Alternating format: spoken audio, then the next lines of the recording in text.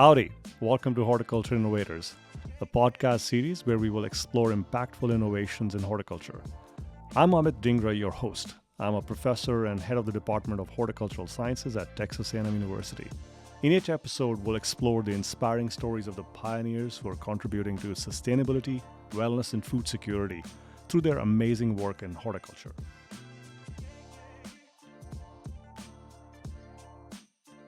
Well, welcome to Horticulture Innovators, Dr. Joe Masabni.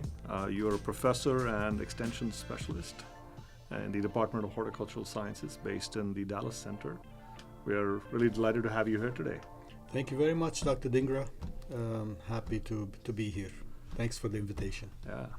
Well, so in this podcast, we always kind of discuss about innovation. I think people think about innovation as some new gadget or new tool, but people forget that innovation comes in all shapes and forms. And I think you've been a great example of that as well. So really wanted to kind of have a discussion today and learn from you what you've been doing. Before we get started, how did you get into this position where you are currently in Dallas Research Center, AgriLife Dallas Research and Extension Center? Correct. And you're working in the space of controlled environment horticulture. Correct. Wow. Well, my journey is very complicated and not typical, I guess. Of course, I like plants. I like working with plants, and that's why I started in the field. I started my education in Lebanon, actually. Wow. But because of the conflict that we had there, I left before I graduated. Okay. And the idea was, a couple of more semesters and I'll graduate. But came to Michigan State and I had to take all the freshman classes that the typical student had.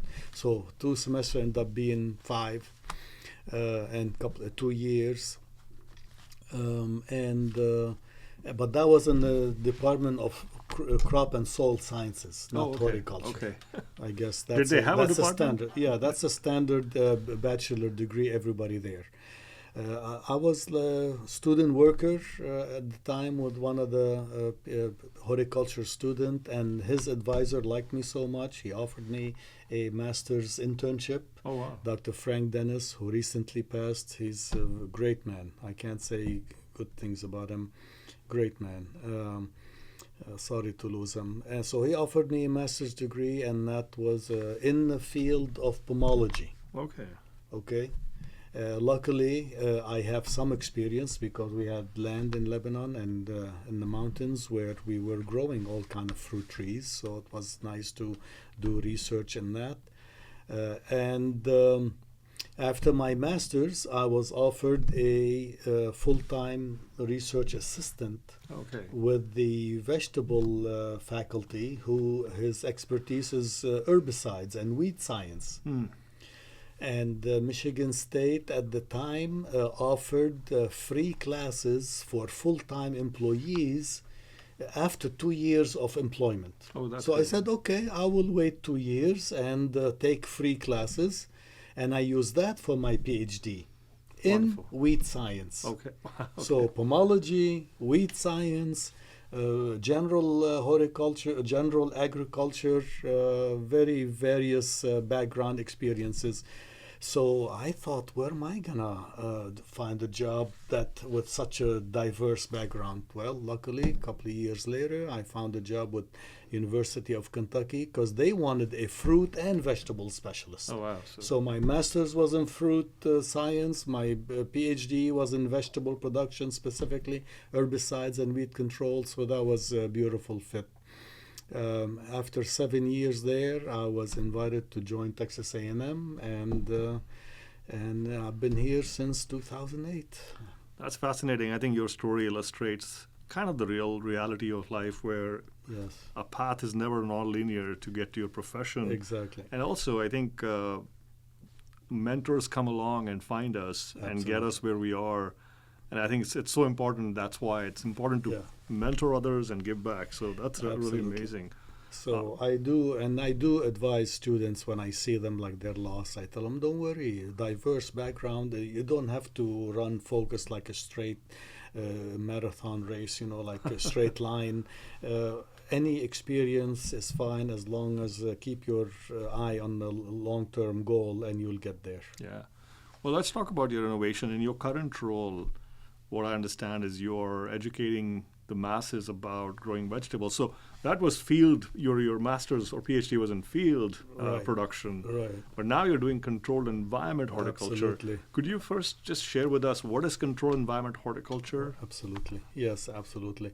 Well, control environment, of course, has many levels. The easiest one, the simplest one is a high tunnel, where it's passive heating and cooling. There's no extra electricity to heat or cool, just close the door, open the vents, open the windows but it works, and it's but it's low-level entry. The next step up is a greenhouse, where it's the high tunnel with the heating and cooling. Before you go there, so with the high tunnel, is that something we see around Texas driving, where people just have these metallic frames and they have a little tarp on top? Is that what it is? That's what a high tunnel is. So very simple. And is it open on both ends, or? You have the doors and you have the side panels that you can open. And if you open all four, it can cool it down a lot. But still, Texas is still very hot, that you really, in June, July, August, sometime you really can't grow. It's too hot, unless you, for example, you want to grow okra. So highly tropical flowers, crops, or flowers. That's right. Or fruits. They're becoming popular with fruit trees. So high tunnel could also be a protection, because we have, we have all types of weather all the time here. I mean, they say if you want to experience all four seasons, Texas can give you the experience. So you can have frost one day and hail the next, and then you can be like burning 100 plus the next day. Exactly. So and the best protection for small fruits or fruit trees or valuable ornamental flower crops is from, like what you said, from extreme weather. Because you have a cherry crop or a peach crop, well, that protects it from the hail or from the early frosts. Unlike what we think for in terms of vegetable, warm it up so you can plant earlier and harvest earlier and get a premium price. The fruit crop people think that, it's weather protection so that I don't lose the crop, and it rains so much and they get diseased. That is their benefit. And this is just for commercial production or for home growers as well? Not really. It's for commercial production, and NRCS had a program where they cost share the cost of a high tunnel to encourage people, because it's a sustainable. We save water. We save. We more profitable. So the program has been. It's called the EQIP program, EQIP. I heard recently that even at non-commercial growers can even get a small tunnel, but I'm not sure about the detail. I only work with commercial production. Okay. Sorry, I distracted. No, that's fine. So that's the high tunnel. Just a frame, passive heating and cooling. Next step up is active heating and cooling. So if you take a high tunnel, it does not have to be metal and glass to be called a greenhouse. You take a high tunnel, you add a heater, you add the air condition or whatever fan, it becomes a greenhouse. You're still at the mercy of the element, cloudy days, this, that. So you could add lights too, right? You can add lights, but you're still open to the elements. And if you don't do proper insulation, like with insect netting, bugs can go in and diseases can move in. Then the next step up, which is totally control environment, imagine like a warehouse, like the room we are in. Everything is artificial. Light, temperature, even relative humidity, even adding CO2. Oh, wow. Okay, so you can actually enhance the productivity. Because the plants will take up all the CO2 that's in here, and then you have to add CO2. Well, it's very interesting. People always ask me that, the CO2 levels are going up in the environment. It's not bad because it will make crops grow better. They forget that temperature also goes up. Right. And that can shut down the plants. But you can control that environment completely. Yes. But how do you grow plants in a controlled environment then? Everything is artificial. It's air conditioned. You add CO2, the relative humidity. You add the proper proper light. So, and of course, it's more popular in Asia where they have limited land, like Japan is very big, South Korea, because they have limited land and they have a large population numbers. So there's a need for that. It's becoming more popular here in the US, but we're still blessed with a lot of land. So, Joe, do you grow plants in like pots? No, more hydroponically. Oh, okay. That's what I was it's trying a to think, hydroponic. yeah. It's Okay. a hydroponic production, whether it's NFT, which is the most popular. NFT would be NFT, nutrient film technique, where you have a long channel and then there's thin water nutrient solution running and the plants sit there. That is the most popular. Or shelves on top of each other, so you can take advantage of vertical space. Yeah. And for that, you have flats or even pots. Yeah. If in case of flowers. That's where the word vertical farming comes in. That's right. You can That's go, true. Yeah, okay. That's okay. the vertical farming. On the commercial scale, Yeah. vertical farming for the homeowner, they think of a tube Yeah. where you have holes and you put plants in them, and they give a kit for you buy for $70. And that's cute and that works, but that's not vertical farming because you need to take advantage of floor space, maximum floor space usage. So I know that hydroponics there are two opinions, that it uses a lot of water, but the other opinion, it does save a lot of water. Could you speak to both? I mean, the thing is, and the reason I bring up is water is going to be one of the limited resources. That's true. It's already becoming a big challenge, especially on-field farming. Sure. So could you speak to that, please? Yes. Well, if you're talking about the crop itself, how much water you use to grow a crop, yes, it saves a lot of water. And some of the research, they tell you save 90%, 80% of the water compared to this growing the same amount of crop in the field. Because it evaporates and you lose water. Well, because you recycle the water. You recycle it. Water. Yeah, Okay. the nutrient solution, you recycle it. Okay. It's not like in the field it goes out. And it's a closed loop system. Okay. So you adjust the fertilizer, you see what's missing, you add that, you add whatever the plant used, evapotranspiration, whatever the plant used and whatever evaporated. So for the crop, yes, it is very efficient and it saves a lot of water. But if you want to include the whole system, for example, a greenhouse, how much water you are using to cool down the greenhouse, then you are using. But it still works because it's becoming very popular in desert countries like Saudi Arabia, the Gulf countries, because they can use seawater or like not quality water for the cooling part, and then the quality water for the production part. Okay. So you hear both ways. Still, if you are in a situation where water is not abundant, it will still work for you. Yeah, and also then you're not exposed to the elements, so it's kind of removes the risk of losing a crop. Exactly. As well. So exactly. That's exciting. And then we also heard about this new, not new, but another approach called aeroponics. Yes. So we have hydroponics. Yeah.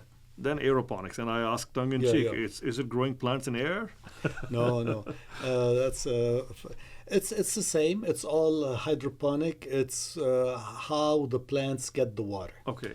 In typical hydroponic, the roots sit in water, whether in the deep water culture where they are swimming in water, or in the NFT where there's nutrient film running in the channel, and then the roots are sitting there, so they're getting bathed by that flowing nutrient water.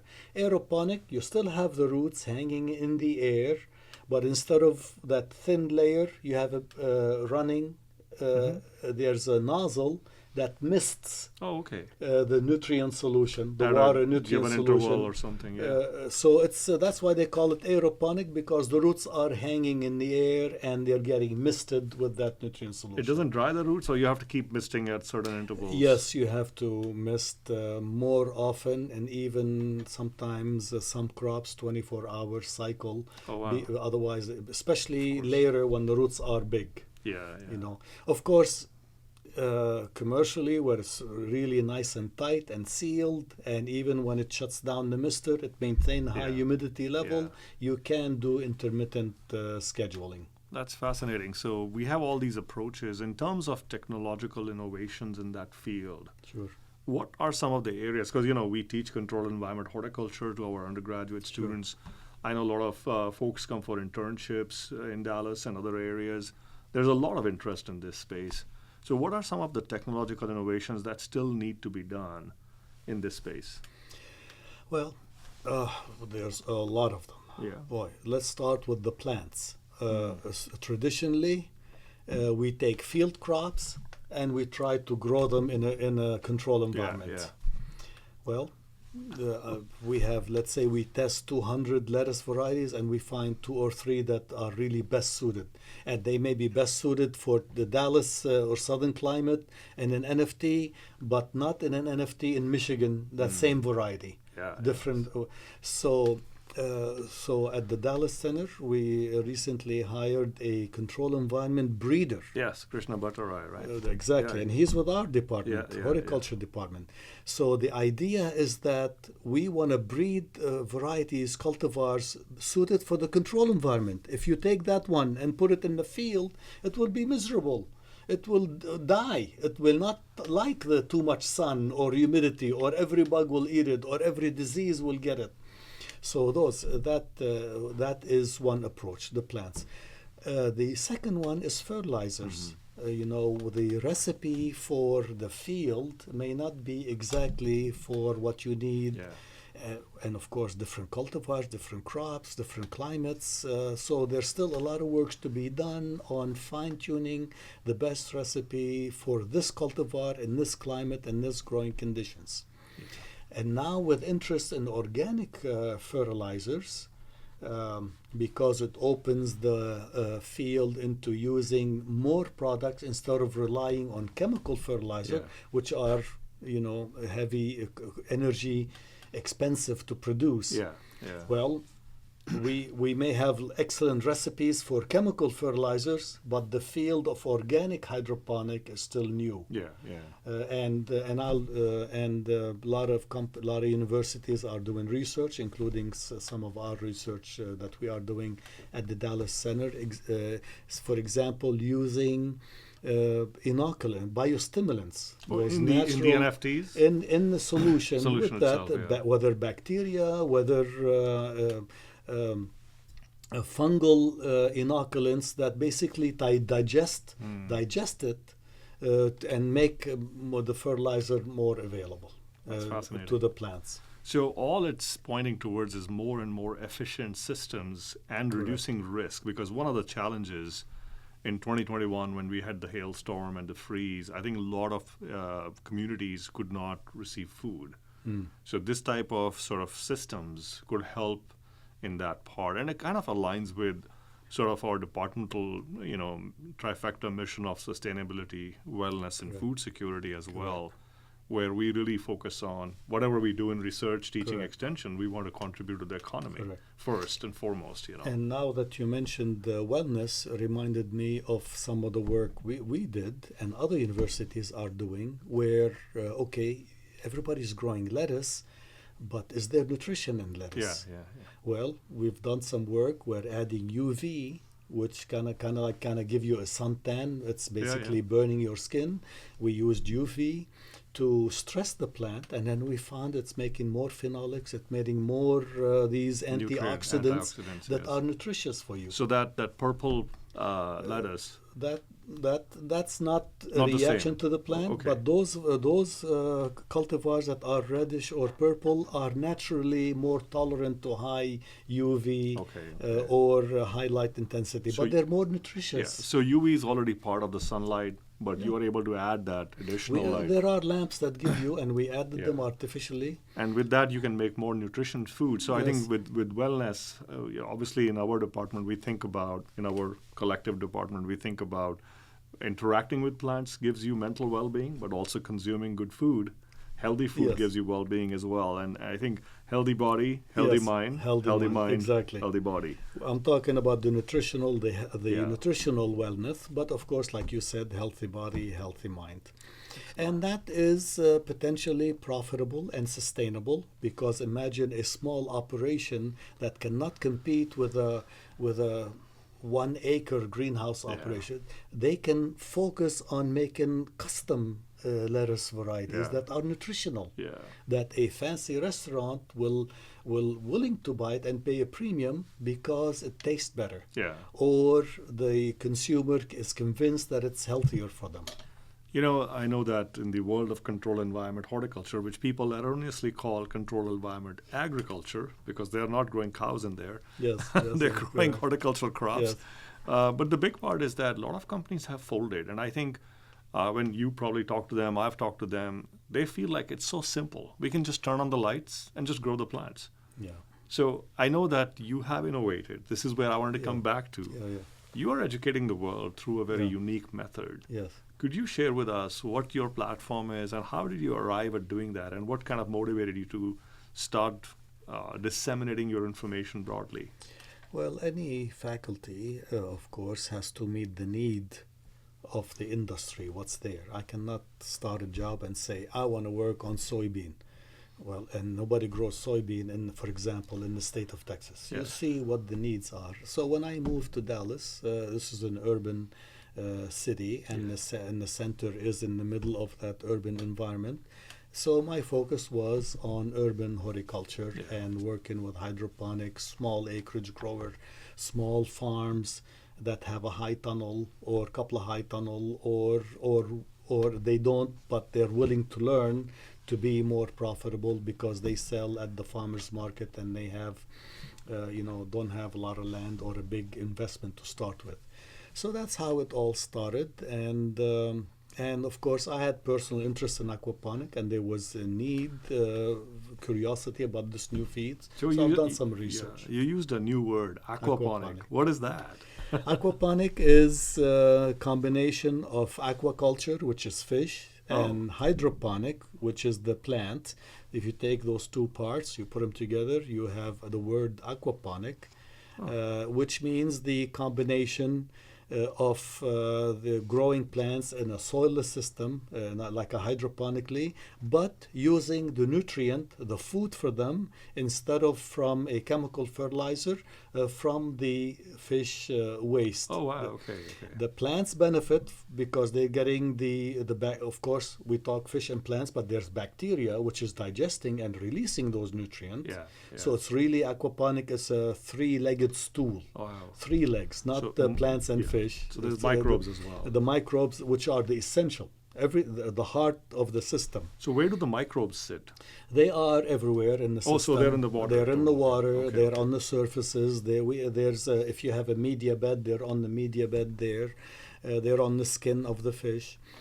So the plants benefit from the nutrient coming from the fish, and the fish benefits because now, as a aquaculture, if you're growing fish, you don't have to clean the water as often because the waste is not accumulating because the plants, the bacteria are digesting it, and the fish are cleaning it. So you're actually circulating the water. It is a circulating loop system. So in theory, we know. I have a fish tank where it's not connected to the plants and the water is murky. And I have fish tank where it's connected to the plant, and you put them side by side, and this is clear and this is murky. What kind of fish can you grow there? Oh, you can grow all kind of fish. Of course, not saltwater fish, but some are ideal, like tilapia, because they can tolerate high water temperature, low water temperature, crowded fish being crowded together. Some are not very popular, like people will say, oh, I love catfish. Well, catfish are very territorial. And they're bottom. They like sit on the bottom tank. So you can't put too many in one space. But can you create an ecosystem where you have tilapia and catfish? No. Unless you have one catfish at the bottom of the tank. They're very territorial, and they can fight. Of course, there's I know, I don't have experience with that, but I know some universities are interested in trying freshwater shrimp. Unique crops, but the most popular on a commercial scale are tilapia and hybrid striped bass. I was going to ask you that maybe there's breeding that can be done on the fish side also that could adjust to this new environment as well. That could be. The hybrid striped bass is very popular because they're neutral. They don't breed. Okay. So they're busy eating all the time. Okay. But you put tilapia, there's boys and girls, and they're busy, and they and the female have babies, it's a mouth brooder, so it hides the babies in its mouth, so then it's not eating, so it's not producing waste. It's a hassle. Interesting, very interesting. So you were saying about the dissemination of information, that's where you started innovating because of the needs. But you said aquaponics. So is that the main area you're talking about in your sort of messaging? It's not. No, it's not the main. Aquaponic has great potential, but it also has lots of challenges. So that's why when it first started, we all thought it's going to take over hydroponic. In 10 years, everybody will switch to aquaponic because now you're selling two crops, the fish and the plants. And the numbers tell you that if you have a decent enough operation, the fish will pay for electric cost, for your expenses, and the plants will be profit. Yeah. But the reality hit us because the ideal condition for the fish are not the ideal condition for the plants in terms of pH, EC, things like that. So you have to find the happy medium. Both of them are not very happy. Yeah. Okay, and you need more knowledge to begin with because you're dealing with two beasts. You know, two different organisms altogether. Exactly. And if you have insects, you cannot spray the plants because you may kill the fish, or something goes wrong and the fish die, then there's no more food for the plants. So it became too challenging for people compared to hydroponic, where you can give them the recipe, add this, add that, run it, change it every 5 days. Much easier to start hydroponically than aquaponic. That's why it did not become like take over the world like we hoped to be. Well, when anything new comes, we think this will be the silver bullet for everything, and life has taught us it never is. Yeah. But there is potential, and that's the research that I'm doing, is what we call decoupled aquaponic. Oh, okay. Where it's still aquaculture, and it's still hydroponic, but I am taking the fish waste, I am digesting it, and I am adding it to the hydroponic plants in the greenhouse to save on my chemical fertilizer. So when we submitted the proposal years ago, chemical fertilizer was cheap. Yeah. So nobody cared. But now $1,200 a ton, if I go to you and you have a hydroponic operation, I tell you, look, get a shipping container, put some fish in there, you get 50 gallons of fish, water, and then you digest it, and then you add it here, and let's say you save 15% of your chemical fertilizer, you add that up, you save this much money. Now, at $1,200 a ton, people are interested in saving money. You know, earlier we were saying people think everything is sometimes they think it's a silver bullet, but this is also a great example how technology and science evolve as we learn about hurdles. So you're kind of leading the way in developing a methodology which will allow to actually, you know, the whole concept of plant-derived proteins. Right. It's kind of extending it a bit, stretching it a bit, but you can actually feed the plant system. So now the protein, which is our fish, is really feeding the plants for production. So the innovation here is that we had an issue with the aquaponic, but now we fix it with decoupled aquaponic. Okay. So now you have a greenhouse that's still hydroponic. You can spray anything you want and not worry about killing the fish. And then the fish can have a different pH in the water, their ideal environment, they're happy and all this. But you're still benefiting from that waste that in the old days you used to dump it in the field. How do the fish taste? Well, tilapia tastes very good. I mean, in this production, there's no issue. There's no issue. And I'm sure people have done nutrient analysis and everything is good on both sides. And in terms of food safety or E. coli, food security, fish is a cold-blooded animal. So so meaning that if one E. coli pathogen enters it, one goes out. Unlike us, warm-blooded or animal or people, where if one goes out, it multiplies and you have 100 million and you get everybody else around you infected. So if you follow proper hygiene and cleanliness when you are working with the fish, then the water stays clean and the fish is not gonna so this is like the infrastructure. So we talk about food security, which is And I ask a lot of people, and I'm sure you've done, is, what does food security mean to you? Sure. They just think that the food should be available on the shelf, Sure. in grocery stores, Yeah. or access to food. Yeah. But I think the bigger part is, can we produce our own food? And do we have the people to produce that food? That is And I think food so the capability and the ability Sure. to grow, and I think this is where the departmental mission comes in, why we focus Absolutely. on those aspects of food security. Absolutely. So what you're doing is ensuring food security Sure. in this space, where we can also have high quality protein coming from fish, but also be able to grow healthful, nutritious plant-based material Yes. as well. So Yes. that's really fascinating. Yes. And how are you teaching the world? I mean, you're sitting in Dallas, but I hear that your information goes out to thousands of people. That's right. Well, one blessing of COVID, if you want to call it like this, is that it became more acceptable to give online classes. In the old days when I first started, you had to travel 4 hours because they wanted to see you.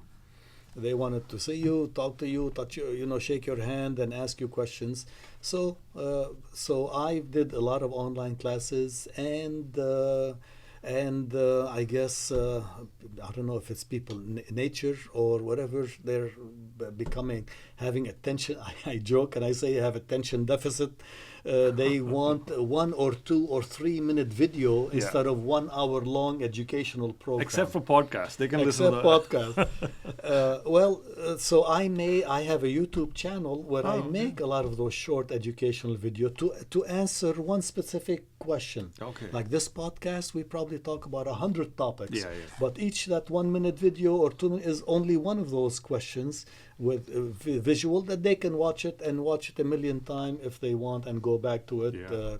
So that was it's becoming very popular in the last couple of years that I started in terms of number of videos. We'll be sure views. to link your YouTube channel on our podcast as well, because in the description. So if you search my name or Vegetable Doctor, so youtube.com/@Vegetable Doctor, you'll go there. And I have videos on gardening, in the garden, or hydroponic or aquaponic. And most of the time are what I call don't do this. Like, oh, here's something, don't make my mistake, because I do something intentionally to cause the problem, so that they see what happens if you make this mistake. High pH or low pH, or you transfer the fish too much and it croaks. So that, because everything positive and cute is fun, but sometimes don't do my mistake is more beneficial. I think that's probably the most important thing. I mean, we have this sort of system in academics where we publish only what works. That's right. And I guess more than 90% things that don't work never get told. And that's still good information. It's still very good information. I have an experience in my PhD where I kept repeating an experiment for 2 years. And many years later, I met the expert. They said, yeah, we already knew that. I said, well, I wish you would have published it. I would not have wasted 2 years. See? Exactly. So I think it's good information. And I know that a lot of our citizen scientists who are developing or trying to do this at-home DIY folks, they think, I'm smarter. Let me change the pH and I'll make it work. But that information can really save them all that extra. They can innovate elsewhere. Sure. But you kind of create a space for them to innovate and not go into the rabbit holes that won't work. Sure. That's fascinating. Yeah. Another way for me that I find very satisfying is inviting school kids, middle school or high school kids for tours, because hopefully a certain percentage of them will follow this career that I'm doing, horticultural sciences. Well, I think it's very critical, again, going back to the whole food security piece. Yeah. And then, even in our sustainability section, we talk about economic viability of the ecosystem that we live in. But also, I think, as an educational land-grant institution, our focus is students, the next generation. Exactly. And that kind of brings me, do you tell them that you work in horticulture? Yeah, of course. Because I feel like we were recently at one of our program coordinators was at a middle school career fair, and she asked every student, do you know horticulture? They had no idea what it is. We just don't use that word over here very much. So Yeah, part of the tour is definitely, I tell them we're in horticulture. I tell them what horticulture means. I tell them what crops are considered horticulture. And it's not just vegetable. You have flowers, you have fruit trees, you have pecan trees, you have, nuts as well, and wine and grape wines and everything. Exactly, wine and grape crops, small fruits, all that. Of course, I tell them my focus is on vegetables and herbs, and now with aquaponic, also working with fish. But it's eye-opening to see, encouraging, very satisfying to see how they can respond to. Well, I think next time you have to ask anybody interested in pursuing an undergrad, they need to contact the department and visit us as well. You brought up a very important point. You're focusing on a lot of vegetables, and in Texas alone, as I learned from various sources, reliable sources, that looking at the economic impact of the vegetable industry is about $12 billion to the United States, to Texas alone. And of that, majority of the money is just the taxes we collect. But we only produce about $1 billion worth of food here. I mean, that gap is huge, and I think that's where it's so important that we train, going back to that food security. Sure. The ability and capability. Exactly. So you're doing really cool work. Sure. And we know that we need to be ahead of the problem, because you hear that 1,000 people move into Texas every day. Yeah. You hear that a lot of companies are moving from California to Texas because they're running out of water or because of tax issues. Yeah. So they're moving here. The technology is improving in terms of greenhouse production or control environment production. And the urban population is increasing. Yeah. So we are at that, what do you call it, the center of all these potential factors that can, if we don't mend it, going to blow up in our face. Yeah. Joe, one thing that, we talk about creating these food systems where they can feed everybody locally. Mm-hmm. Do you foresee that every house could have a little hydroponic system where they can feed themselves, or is it too technically challenging to do that? No, it's not technically challenging. There's lots of companies that saw this opportunity and are designing all kind of, and I test them, and I buy them, and I test them, and some great, and some leak, and some, too noisy, and some are too tall. Just, again, use them in my YouTube videos to help people avoid this, buy that. Good. No, it is becoming popular, but again, it goes back to the person. It's a passion. Do you like to grow plants or not? We are not there at the stage where, oops, I gotta grow plants. Kind of like the Victory Garden in World War II, where everybody had to grow something because we had World War II. We are not there. Okay. And I hope we don't get there. But we definitely see an increasing trend of gardening at home, hydroponically or in the garden, is more and more popular. All right. So we were, and I'm excited about how the gardening or growing your own food is becoming more popular, and I see it in the classes that I teach. I see more and more young people attending than 10, 15 years ago when I came to Texas, where they were all old people, retired, who loves gardening, and now I see young couples that are joining. So it's not a hobby because they're retired and they like the plants. They are doing it for another reason, more than likely growing healthy food or growing locally, and Joe, it's all about perception. When you were younger, everybody looked old. Now that you're getting old, everybody looks younger. Well, it's still a small percentage, maybe 5%, sometimes 10%. That's great. Still, the rest are all in their 60s and older. But I'm very happy to see that. That's very encouraging to know that. I think this is a very important point. Yes.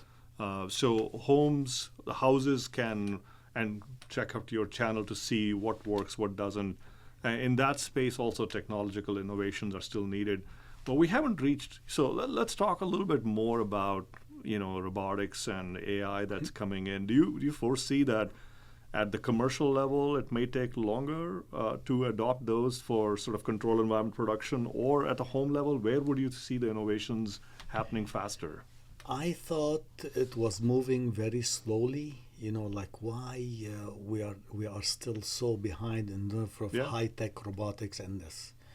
But now, with the economy, with the cost of labor, becoming very expensive, there's a fast push into not just mechanical harvesting for corn and soybean, but for tomato and blueberry, and inside the greenhouse. So now you can have robotics. Drones flying to take pictures and catch a disease early, so it can be removed inside inside a hydroponic operation. Wow. They see this one plant, and then the camera, and then the robot, the computer analyze the camera and tell you, hey, this looks like the very early signs of powdery mildew, for example, and then it will move it out before the whole thing is infected. So that way you prevent any additional pesticides or herbicides. This way you don't have to spray. And then catch it, cut it early and remove that one or two sick plants.